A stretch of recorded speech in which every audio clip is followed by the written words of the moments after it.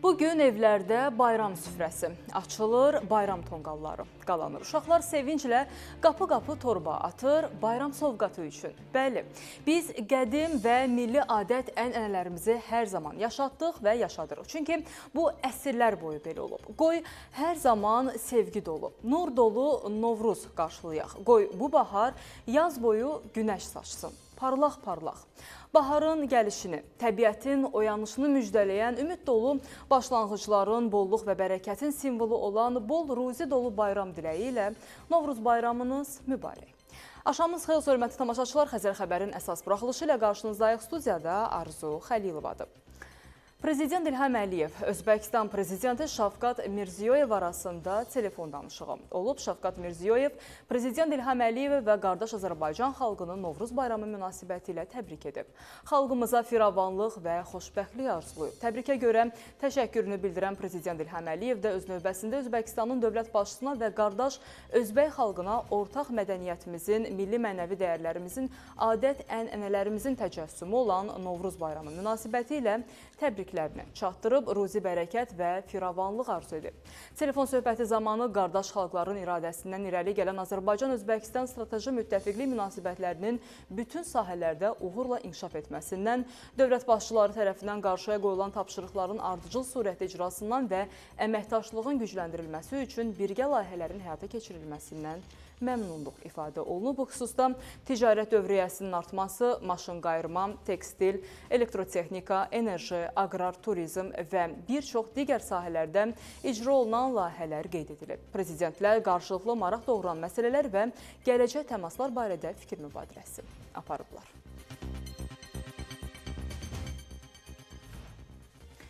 Birinci vitse-prezident Mehriban Əliyeva sosial şəbəkə hesabında Novruz bayramı ilə bağlı paylaşım edib. Paylaşımda deyilir: Hər bir Azərbaycan vətəndaşına möhkəm can sağlığı, hər evə, hər ocağa bayram ovqatı, bol sevinç, ruzi bərəkət və firavanlıq arzulayıram. Xəzər xəbər izləyirsiniz. Bayram günlərində rayonlara gedən sərnişinlərin sayı xeyli artıb. İnsanların bölgələrə rahat gedişini təmin etmək üçün avtovağzallar gücləndirilmiş iş rejiminə keçib.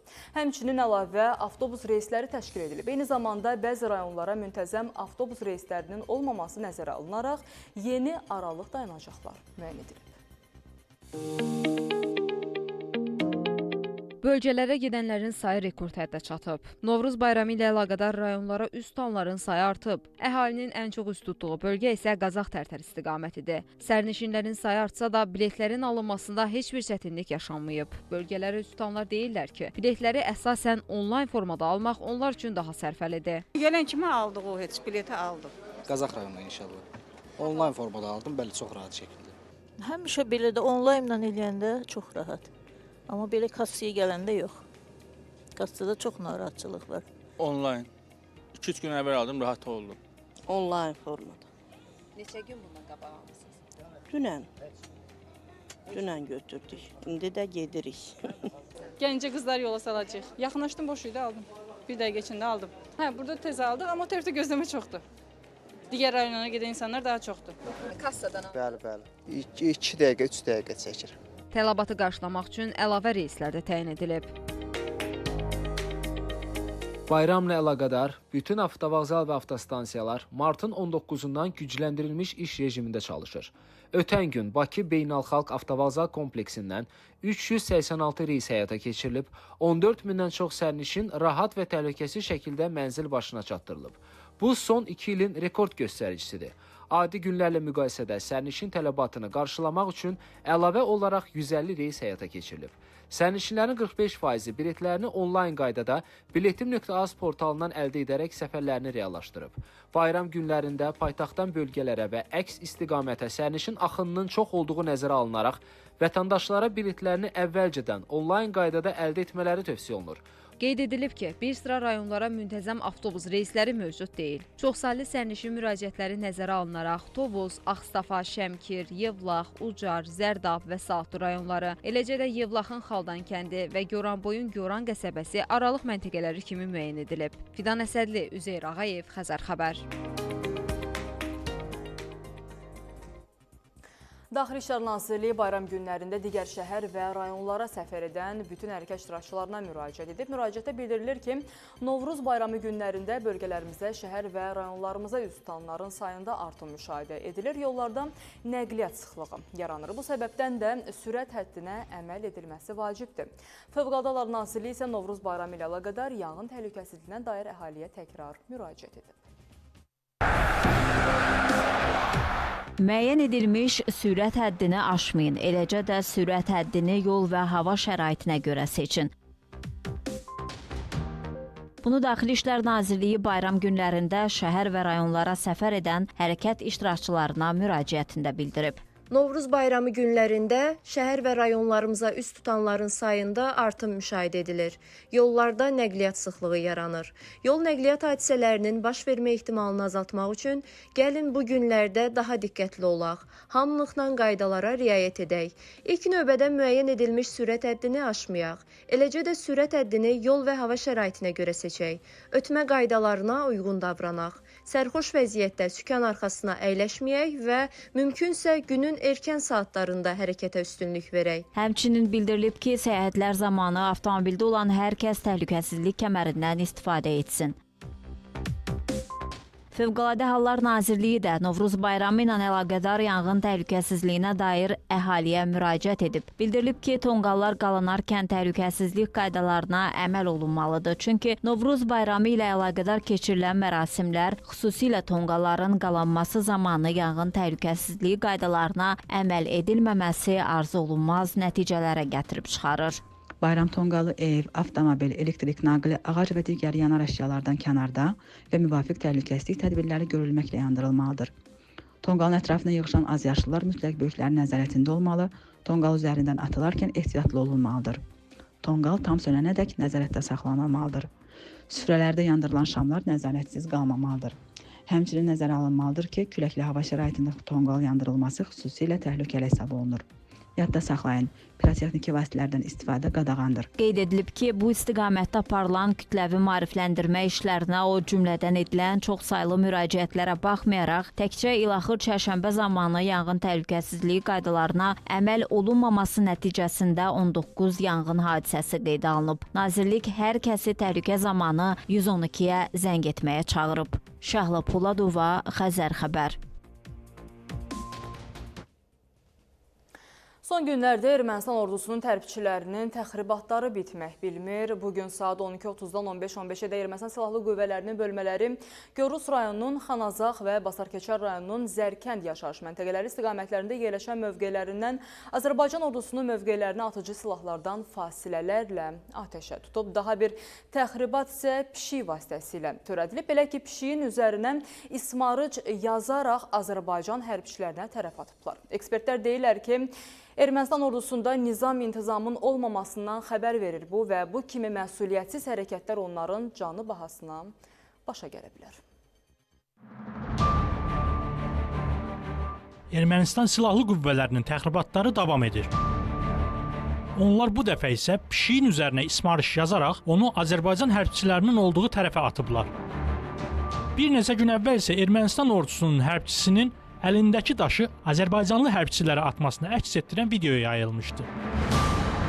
Erməni hərbçilər bu hərəkətlərini ardıcıl olaraq təkrarlayırlar. Məqsədi tam dəqiq bilinməsə də bir daha aydın olur ki, Ermənistan ordusunda nizam-intizam yerində deyil və Azərbaycanı təxribata çəkmək cəhdləri var. Ermənistan Silahlı Qüvvələrinin əskərlərinin yerləşdiyi ərazilərdən Azərbaycan ordusunun əskərlərinə qarşı həyata keçirdiyi təxribat əməlləri əlbəttə ki, yol verilməzdir.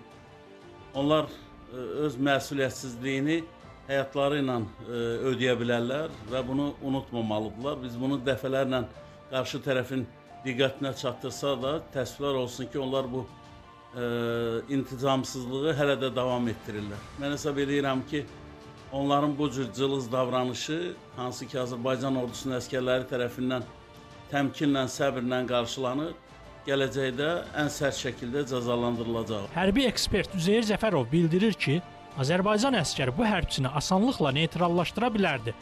Amma təmkinli reaksiya verdi. Ekspert deyir ki, Ermənistan öz əskərlərinin nizam-intizamına diqqət etməli və bu cür təxribatçıları cəzalandırmalıdır. Düşünürəm ki, Ermənistan ordusunun rəhbərliyi elə həmin Baş nazir Paşinyan, hansı ki sosial şəbəkə üzərində orduya müraciət eləyir və onları atəşkəsi pozmamağa dəvət eləyir. O, deməli, Ermənistan ordusunun şəxsi heyətinə qəti olaraq göstəriş verməlidir ki, onlar müəyyən təxribatlardan yayınsınlar və bir daha belə hallara yol verməsinlər. Mən hesab eləyirəm ki, gələcəkdə bu cür təxribatlar olacağı təqdirdə bütün məsuliyyət Ermənistan ordusunun komandanlığının üzərinə düşəcək. Əgər Ermənistan öz hərbçilərini cəzalandırmasa, bunu Azərbaycan özü təmin edəcək. İslam Əşrəfov, İbrahim Kamiloğlu, Xəzər xəbər. Davam edirik. İstanbul Şəhər Prokurorluğu Şəhər Bələdiyyəsinin sədri Əkrəm İmamoğlunun həbsinə səbəb olan ittihamlar barədə açıqlama yayıb. Açıqlamada qeyd olunur ki, Əkrəm İmamoğlu İstanbul Böyükşəhər Bələdiyyə sədri olduqdan sonra Beylikdüzü Bələdiyyə sədri olduğu müddətdən bəri yanında olan və ona sadiq olan şəxsləri Böyükşəhər Bələdiyyəsinin bölmə və tabeliyindəki qurumların rəhbərliyinə təyin edib. Bildirilib ki, cinayətkar təşkilatın fəaliyyətinin davam etməsini təmin etmək məqsədi ilə öz alt strukturunu formalaşdıran şəxslər tenderlər vasitəsilə bir çox bələdiyyə tabeliyindəki qurumlarda mütəşəkkil şəkildə tenderlərin saxtalaşdırılması, fırıldaqçılıq, şəxsi məlumatların qanunsuz əldə edilməsi, rüşvətxorluq və hədə-qorxu ilə tələb etmə cinayətləri törədiblər. Digər ittihama görə İmamoğlu çox sayda iş adamına hədə-qorxu gələrək pul verməyə məcbur edib, bəzi iş adamlarına saxta yollarla pul qazanmağa yardım edib. Qazancdan əldə olunan pulları isə legallaşdırıb.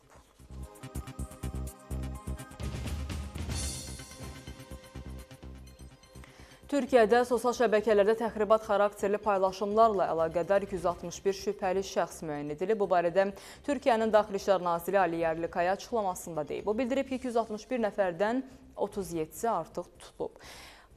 İstanbul Respublika Baş Prokurorluğunun başlatdığı araşdırmalar çərçivəsində bəzi sosial media hesabları vasitəsilə İstanbul Böyükşəhər Bələdiyyə sədri də daxil olmaqla cəmi 106 şübhəli haqqında həbs qərarı çıxarıldıqdan sonra sosial şəbəkələrdə ictimaiyyəti nifrət və düşmənçiliyə sövq etmək və cinayətə təhrik cinayəti çərçivəsində təxribat xarakterli yazıların hazırlandığı müəyyən edilib. Həmin paylaşımların 62-si xaricdə olmaqla ümumilikdə 261 şübhəli hesabın etdiyi müəyyən edilib. Kiber cinayətkarlıqla mübarizə və təhlükəsizlik departamentinin koordinasiyalı işindən sonra 37 şübhəli tutuldu və digər şübhəlilərin tutulması istiqamətində isə işlər davam etdirilir, deyə Ali Yerlikaya bildirib.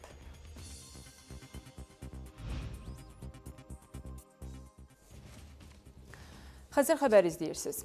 Avtobus sürücüsünü döyənlərə cinayət işi açılıb. Polis əməkdaşlarının keçirdikləri tədbirlərlə əməli törətməkdə şübhəli bilinən 30 yaşlı Rövşən Məmmədli saxlanılaraq istintaqa təhvil verilib. Digər şəxslərin də saxlanılması istiqamətində əməliyyat tədbirləri davam etdirilir. Avtobus sürücüsünü döyən bir nəfər saxlanıldı, digər şəxslər isə axtarılır. Hadisə Abşeron rayonunun Xırdalan şəhərində qeydə alınıb.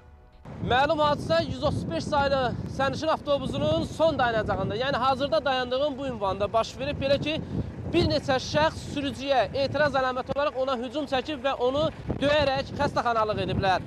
Bildirilib ki, hadisədən əvvəl naməlum şəxslərin olduğu mini avtomobilinin sürücüsü, avtobus sürücüsü Agil Həmidovla yol üstündə mübahisə edib.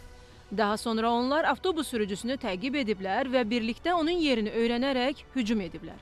Baş vermiş hadisə anbaan ərazidəki kameralara düşüb. Sürücü həmkarım dayanacaqda dayanıb, sərnişinlər mindirib. Bundan gəlib o maşın dayanıb qabağında, bunların arasında mübahisə yaranıb. Beləncə sonra eşitdiyimə görə sürücünü döyüblər. Bu sürücü niyə döyülməlidir? Yəni bizim işimiz bu, əhaliyə xidmət edirik biz. Elə hər yoldan keçən, hər balaca maşın gəlir, girir, nə bilim, irad tutur bizdə. Biz avtobus sürücüsüyük, sadəcə biz işimiz budur. Daxili İşlər Nazirliyinin mətbuat xidmətinin əməkdaşı Elbrus İbrahimov Xəzər xəbərə bildirib ki, faktla bağlı cinayət işi başlanılıb. Əməli törətməkdə şübhəli bilinən 30 yaşlı Rövşən Məmmədli saxlanılaraq istintaqa təhvil verilib. Digər şəxslərin də saxlanılması istiqamətində əməliyyat tədbirləri davam etdirilir. Qeyd edək ki, martın 12-si saat 21:25 radələrində bir qrup şəxs Bakı Mühəndislik Universitetinin qarşısında 135 saylı marşrut xətti üzrə hərəkət edən avtobus sürücüsünü döyüblər. Ağır xəsarətlər alan sürücü Agil Həmidov polisə müraciət edib. O, Abşeron rayon polis idarəsi tərəfindən ekspertizaya göndərilib. Agil Həmidovun müalicəsinin hazırda evdə davam etdiyi bildirilir. Nizami Rəsulov, Kəmalə Əlimuradova, Xəzər xəbər. Bəzi hallarda avtomobili icbari sığorta etdirən zaman sığorta haqqı ötən il ilə müqayisədə daha yüksək çıxır. Bunun başlıca səbəbi isə tarixçədə qəza olmasıdır. Yəni, baş verən qəzadan sonra sürücü növbəti ildə avtomobili üçün icbari sığorta haqqını daha yüksək ödəyir. Hətta elə olur ki, sığorta haqqı bəzən 3 dəfəyə yaxın artıq olur. Bəs bunun səbəbi nədir? Bəzi halda qəza törədən sürücünün tarixçəsi təmizlənirmi? İzləyək.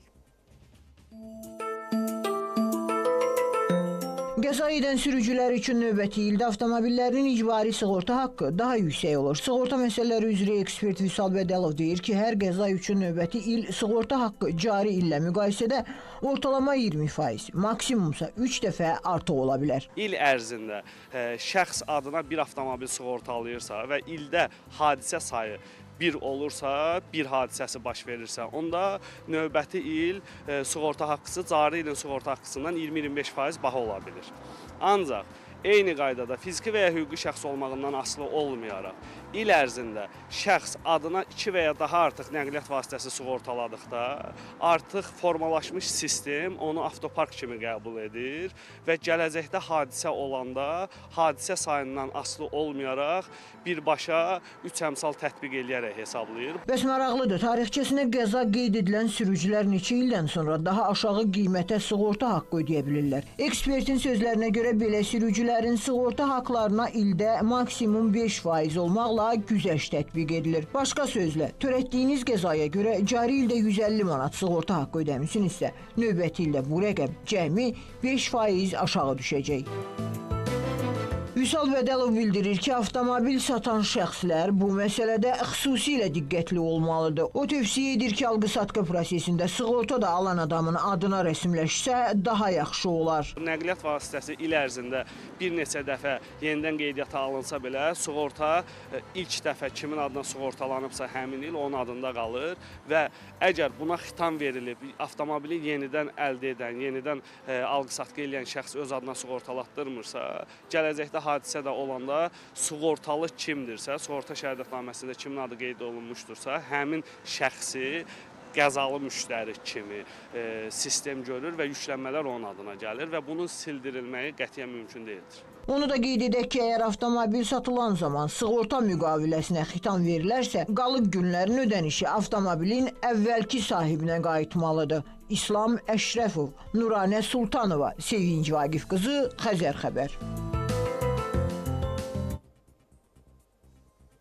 Bakıda qadını şəkilləri ilə şantaj edən şəxs ələ keçirilib. Daxili İşlər Nazirliyinin məlumatına görə paytaxt sakini 19 yaşlı qadın polisə müraciət edərək bir nəfərin ona məxsus foto şəkillərini sosial şəbəkələrdə yayacağı hədə qorxusu gəldiyini, 100 manatını aldığını və daha 300 manat pul tələb etdiyini bildirib. Polisin keçirdiyi tədbirlər nəticəsində hədə qorxu yolu ilə pul tələb etməkdə şübhəli bilinən 22 yaşlı İlkin Əlibəyli müəyyən olunaraq saxlanılıb. Faktla bağlı cinayət işi başlanılıb. Araşdırmalar bu istiqamətdə davam etdirilir.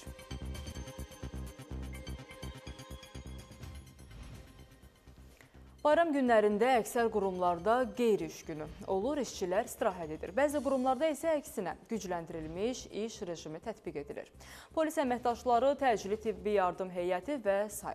Biz də bayram günlərində kimlərin gücləndirilmiş rejimdə işlədiklərini araşdırmışıq. Odur ki, elə süjeti izləyək.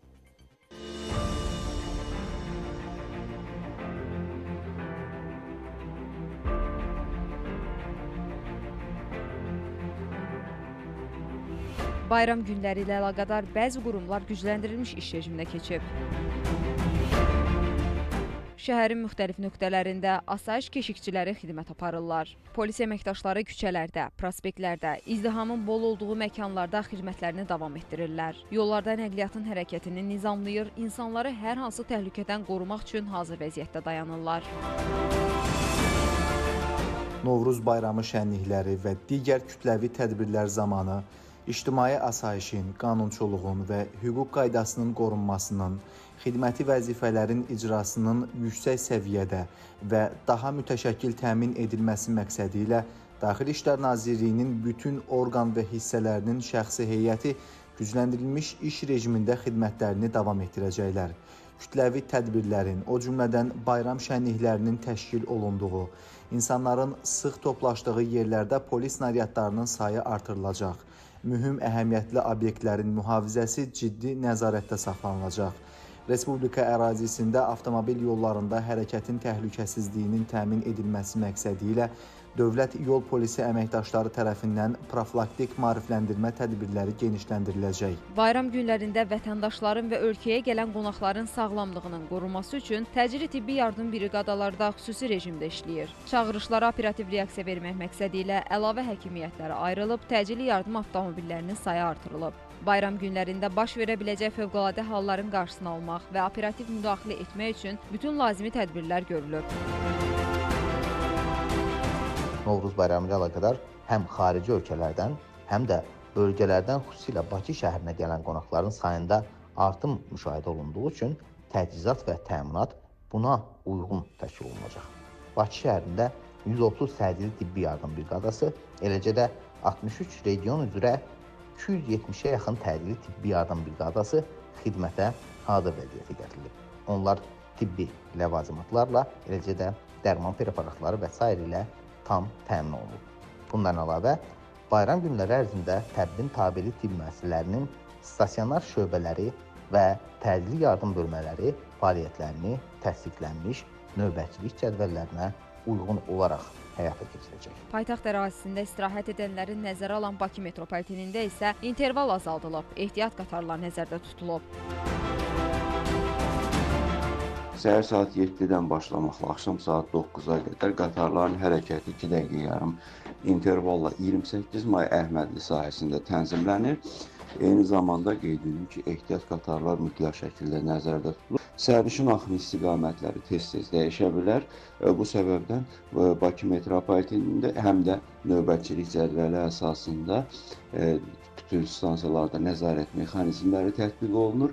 Eyni zamanda qeyd edim ki, bugünkü iş rejiminin xarakteri xüsusiyyətləri sabah da davam etdiriləcək. Mart ayının 22-sindən 31-nə qədər isə 28 may Əhmədli sahəsində yenə səhər saat 7-dən axşam saat 9-a qədər 3 dəqiqəlik interval tətbiq olunacaq. Qeyd edək ki, ölkədə mart ayının 31-nə kimi qeyri-iş günüdür. Fidan Əsədli, Xəzər xəbər. Bu günlərdə bayram tətili ilə əlaqədar olaraq bir çox vətəndaşlar şəhərdən kənara çıxaraq tətillərini keçirmək üçün müxtəlif rayonlara üz tuturlar. Elə buna görə də bugün Bakı yollarında sıxlıq müşahidə edilmir. Əməkdaşlarımız da paytaxt yollarında vəziyyəti araşdırıblar. İzləyək. Tıxacsız yollar, rahat hərəkət edən nəqliyyat vasitələri. Bugündən aprelin 1-nə qədər yolların tıxacsız olacağı gözlənilir. Hazırda yollarda azalmış nəqliyyat sıxlığı rahat hərəkətə şərait yaradıb. Şəhər daxilində tıxacların azalmasının əsas səbəbi bayramda bir çox iş yerinin bağlanması və insanların əksəriyyətinin evlərində olmasıdır. Sürücülər deyir ki, paytaxtda bayram günləri ilə əlaqədar yolların tıxacsız olması onlar üçün böyük rahatlıq yaradıb. Yollar rahatçılıdır, sakitçilikdir, elə basa-bas yoxudur. Amma ayrı vaxtlar getmək, gəlmək şəhərin içində mümkün deyil, həqiqi mənada. Çox basa-bas olur, sıxlıq olur. Bəzən də biz də o yolu yaxşı görə bilmirik, səhvlərə yol veririk. Dünən bərbad gündə idi, bu günlər yaxşıdır, boşdur yollar. 40 dəqiqəyə Nərimanova getmişəm dünənləri. Amma bu günlərə hal-hazırda Varovskidən gələm, 12 dəqiqəyə gəlmişəm bura. 20 yanvardan Koroğlu 2 saat yarıma gedirdik. Bu dəqiqə 2 saat yarıma cəmaət Kürdəmirə gedib çatır, Ucaraz gedib çatır maşallah. Bu dəqiqə yollar çox boşdur. Ekspertlər hesab edir ki, paytaxt yollarındakı sıxlığın azalması şəhərin ekoloji mühitinə də müsbət təsir göstərir. Aynurə Xudaverdiyeva, Aydın Bayramov, Xəzər xəbər. Davam edirik. İsrailin Qəzza zolağını yenidən bombalamağa başlamasından sonra təkcə son sutqa ərzində anklava endirilən aviazərbələr nəticəsində azı 70 Fələstinli ölüb, onlarla Fələstinli yaralanıb. İsrailin Müdafiə naziri İsrail Katz isə Fələstinliləri girovların azad edilməyəcəyi təqdirdə Qəzza zolağını tamamilə dağıdacağı ilə hədələyib. İsraildə isə hökumətin Qəzzaya hücumları yenidən bərpa etməsinə etiraz əlaməti olaraq minlərlə insan küçələrə axışıb.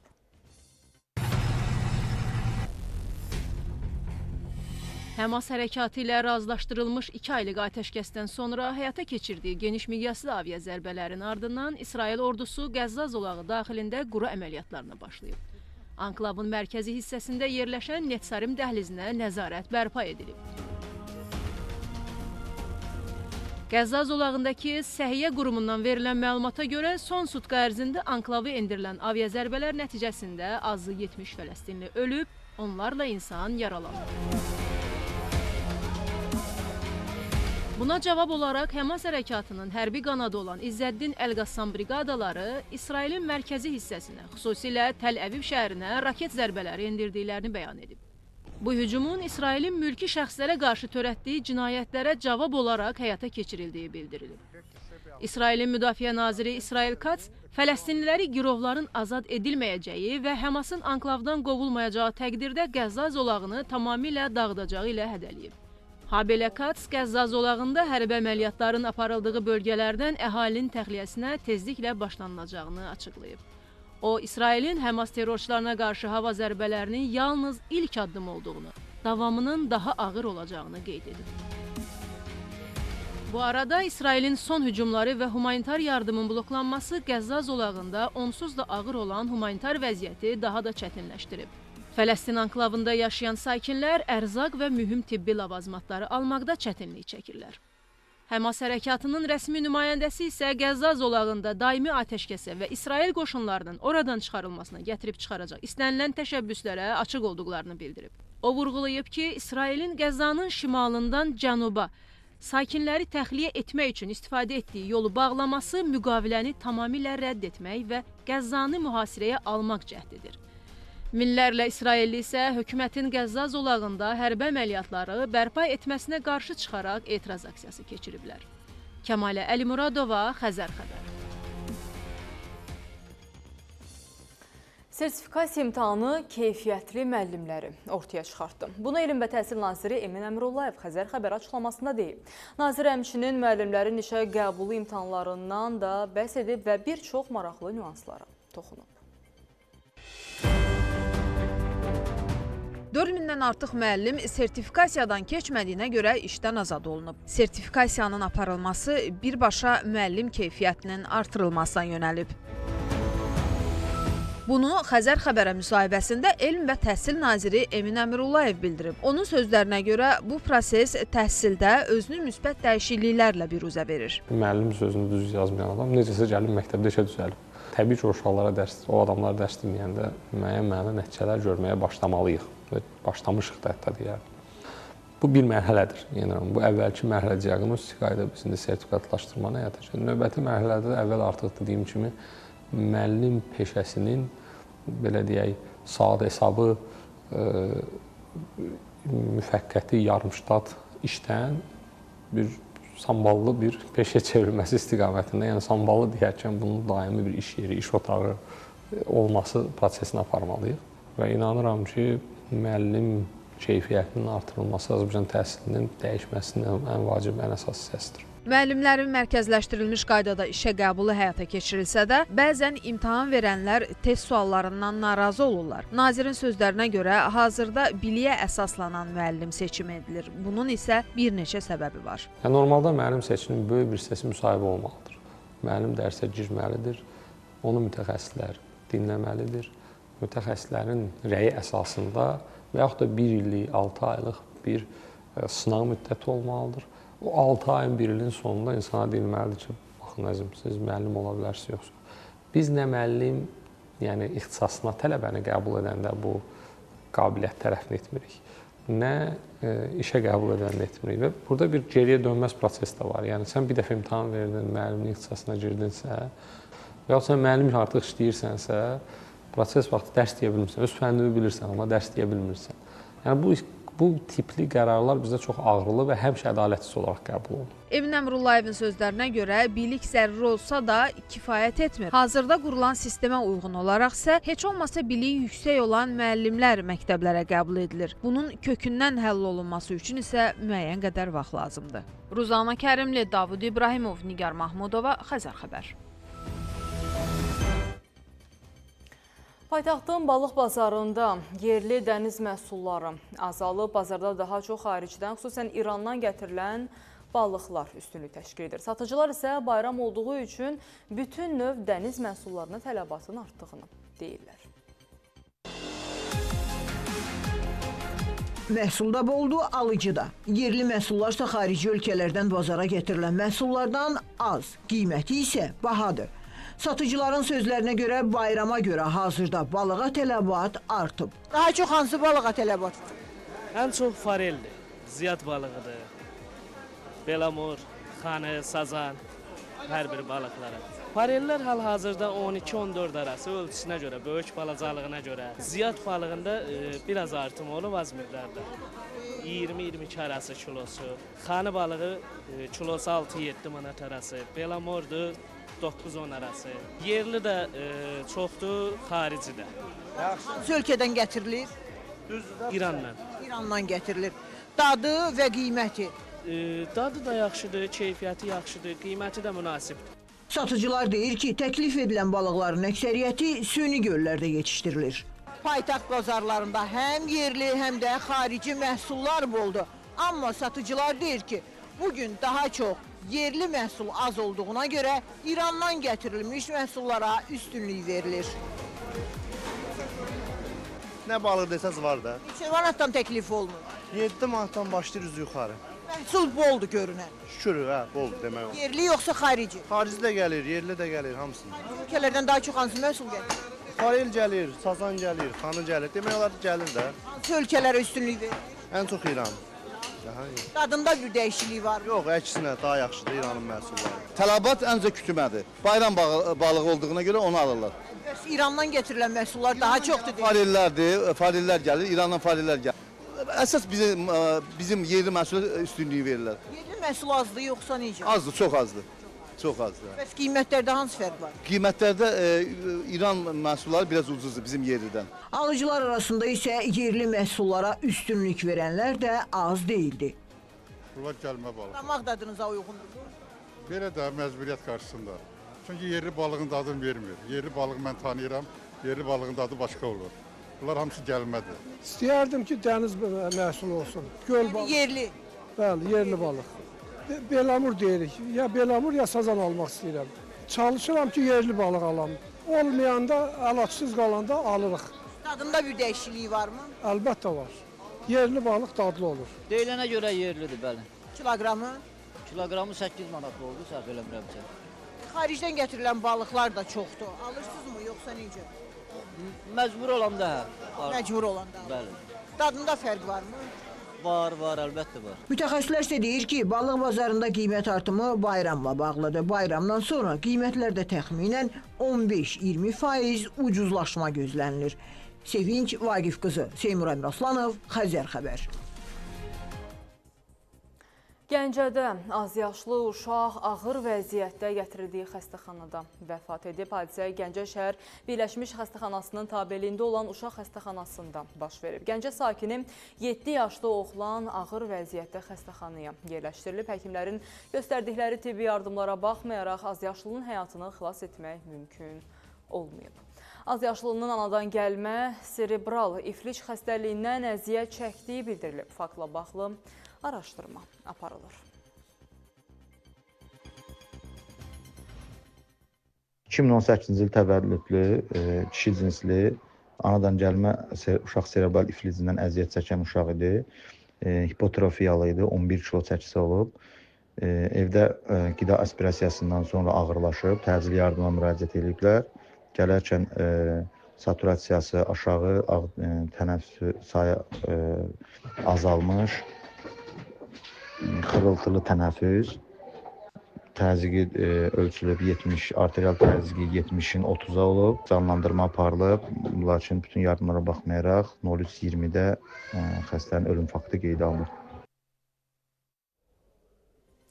Abşeron rayonu Xırdalan şəhəri ərazisində yaşayış binasında yanğın baş verib. Dövlət Yanğından Mühafizə və Xüsusi Riskli Xilasetmə Xidmətlərinin qüvvələri çağırış üzrə cəlb olunub. Yanğın söndürənlərin müdaxiləsi nəticəsində 14 mərtəbəli yaşayış binasının 10-cu mərtəbəsində yerləşən mənzildə baş verən yanğın havanın küləkli olmasına baxmayaraq genişlənməsinə imkan verilmədən qısa müddətdə söndürülüb. Yanğın nəticəsində 2 otaqlı mənzili, mətbəx mebeli və paltar yuyan maşın yanıb. Qonşuların verdiyi məlumata görə isə yanğın baş verən evin sahibi rayonda olub. Səsə çıxdı, qapıdan tüstü çıxırdı. Qapını döydük, gördük ki, içəridə heç kim yoxdur. Çıxdım balkona, mühafizəni səslədim, oradan ki, xəbər verin, yanğın var. Qapını gəldik, sındırdıq, ancaq tüstüdən içəri girmək mümkün olmadı. Tam sındıra bilmədik, aça bilmədik, qapının ortasını sındırdıq. Ona kimi mühafizə gəldi, sonra da ki, yanğın söndürənlər gəldi. Qramı 200 manata təklif edilən ərəb qızılı da var, 130 manata olan türk qızılı da. Satıcılar deyir ki, son 2 ayda qızıl qiyməti əhəmiyyətli dərəcədə artıb. Alıcılar da qiymətlərin yüksək olmasından şikayət edir. Maraqlıdır, bu qiymətli metalın qiyməti enəcəkmi? İstəyək. Türk qızılının qramı 130, İtalyan qızılının qramı 180 manat. Paytaxtın qızıl bazarında qiymətlər artıb. 2 ay əvvəllə müqayisədə türk qızılının qramı 20, İtalyan qızılının qramı isə 25-30 manat artıb.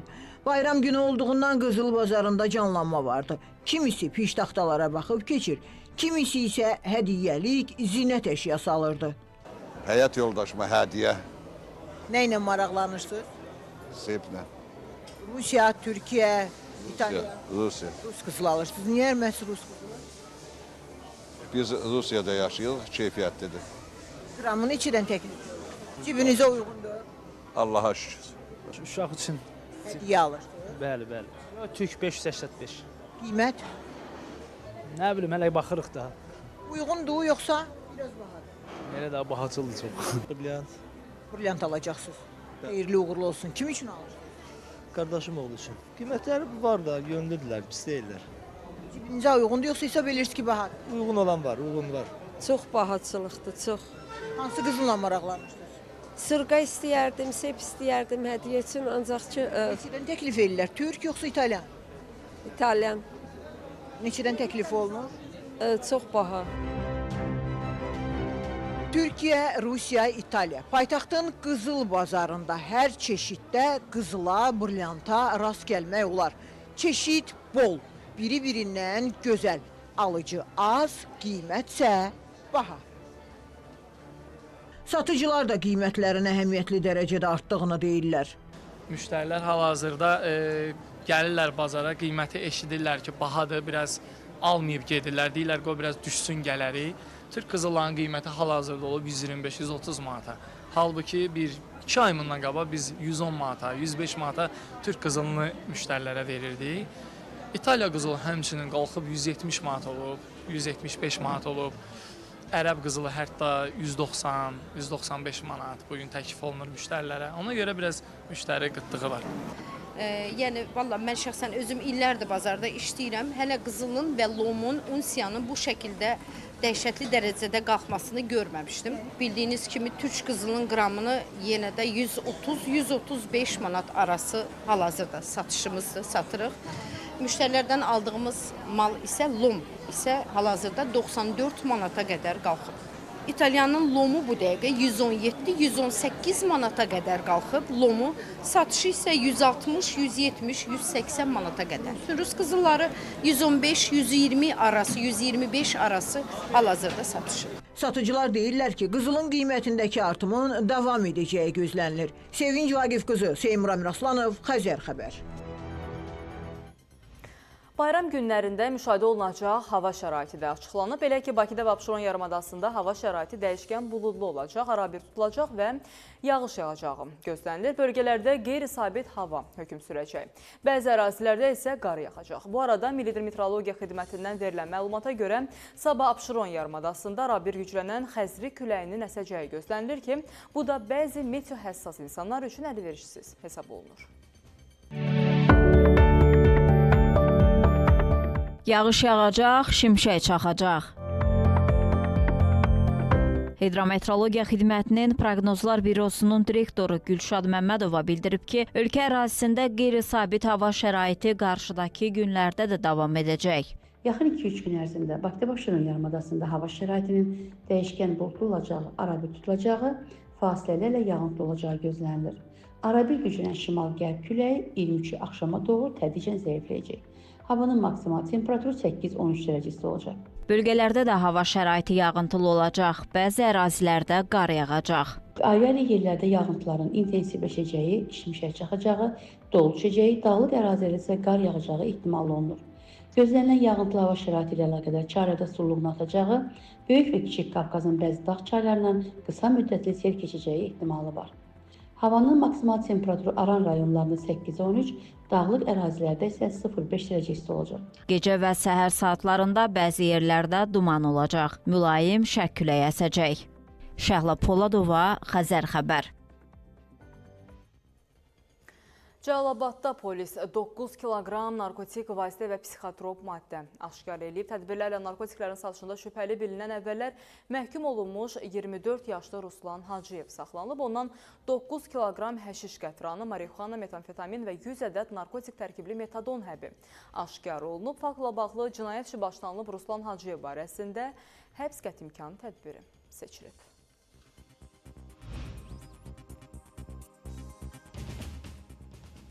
Paytaxt ərazisində narkotik vasitənin təsiri altında avtoxuliqanlıq edən motosiklet sürücüsü həbs edilib. Bu barədə Daxili İşlər Nazirliyinin mətbuat xidmətindən məlumat verilib. Yol polisi yol hərəkəti qaydalarını davamlı şəkildə pozaraq digər hərəkət iştirakçılarının da sağlamlığı üçün real təhlükə yaradan Tufan markalı nəqliyyat vasitəsinin sürücüsü Fərid Məmmədova saxlayıb. Sənədləri yoxlanılan zaman sürücünün hərəkətləri şübhə doğurduğundan onun tibbi müayinədən keçməsi təmin olunub. Müayinə zamanı onun narkotik vasitə qəbul etməsi müəyyən olunub. Sürücü barəsində inzibati protokol tərtib edilərək baxılması üçün aidiyyəti məhkəməyə göndərilib. Məhkəmənin qərarı ilə isə onun sürücülük hüququ 1 il müddətinə məhdudlaşdırılıb və o 2 ay inzibati qaydada həbs edilib. Digər sürücünün də müəyyən olunaraq məsuliyyətə cəlb edilməsi istiqamətində tədbirlər həyata keçirilir. Ermənistan Türkiyə vasitəsilə Suriyaya humanitar yardımın daşınması üçün martın 21-dən 31-də Ermənistan-Türkiyə sərhədindəki Marqara sərhəd keçid məntəqəsini açacaq. Bu barədə qərarı Ermənistan hökuməti bugün keçirilən iclasda qəbul edib. Ermənistan kütləvi informasiya vasitələrinin məlumatına görə qərarın qəbulu Ermənistanın adından Suriya Ərəb Respublikasına göndərilmiş humanitar yardımın Türkiyə ərazisindən quru nəqliyyatı vasitəsilə daşınma zərurəti ilə əlaqədardır.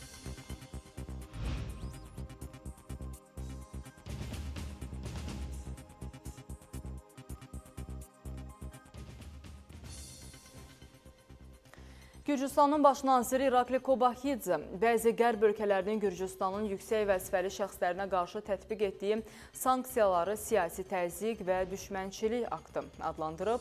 Baş nazir bəzi müxalifət partiyalarını və qeyri-hökumət təşkilatlarını Gürcüstana qarşı yalan məlumat yaymaqda və xarici ölkələrdən sanksiyalar tələb etməkdə ittiham edib. O bildirib ki, Gürcüstanın Rusiyaya sanksiyalardan yayınmağa kömək etdiyi barədə yayılan iddialar tamamilə yalandır. O, xaricdən maliyyələşən bəzi təşkilatları Gürcüstanın milli maraqlarına zidd fəaliyyət göstərməkdə günahlandırıb. Qeyd edək ki, son dövrlərdə Estoniya, Böyük Britaniya, ABŞ və Litva Gürcüstan hökumətinin bəzi yüksək rütbəli nümayəndələrinə qarşı fərdi sanksiyalar tətbiq edib. Baş nazir ABŞ ilə strateji tərəfdaşlığın yeni səhifədən bərpa etməyi Gürcüstanın xarici siyasətinin əsas prioritetlərindən biri olduğunu qeyd edib. Hökumət başçısı bu baxımdan Xarici İşlər naziri Makam Boçarışvili ilə ABŞ-nın bu ölkədəki səfiri Robert Torben Daniqan arasında görüşü vacib hesab etdiyini qeyd edib. Kobaxidze ABŞ-nın hazırki administrasiyasının bəyanatlarının Gürcüstan hökumətinin son 3 ildə səsləndirdiyi fikirlərinə üst-üstə düşdüyünü vurğulayıb.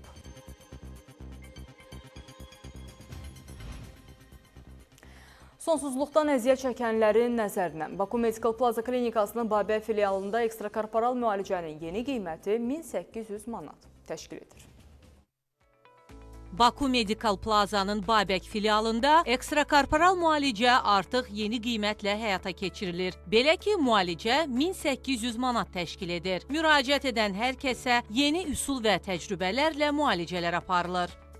Nevruz bayramımız ve akabinde gelen Ramazan bayramımız mübarek olsun. İnşallah bundan sonraki bayramlarda da şimdiye kadar 10 binden fazla aileye vesile olduğumuz Körpe Sesi sizlerin evinde doldursun, sizlere de mutluluk ve huzur getirsin. Bütün Azerbaycan halkının hem Novruz bayramını hem de Ramazan bayramını en içten dileklerimle kutluyorum. Bu baharın bereketi, yüzü bütün çütlüklerin üzerinde olsun. En kısa zamanda uşaq sahibi olmak isteyen çütlüklerin de ana at olmasını diliyorum. Qeyd edək ki, ekstrakorporal müalicə üçün müraciət edənlərə həkimlə ilkin görüş və müayinə ödənişsizdir.